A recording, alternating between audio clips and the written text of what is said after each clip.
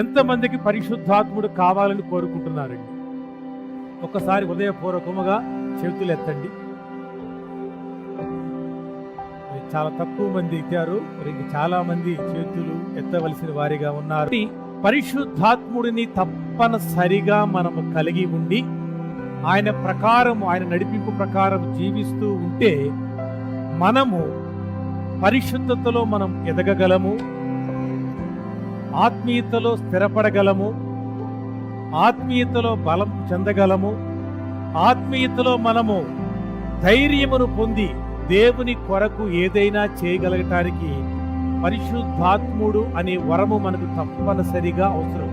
ప్రతి క్రైస్తవుడు పవిత్రతలో ఎదగాలి, స్థిరపడాలి, బలమును పొందాలి, దేవుని కొరకు ఏదైనా చేయటానికి ధైర్యముగా నిలవబడాలి. ఈ 4 చాలా ప్రాముఖ్యం.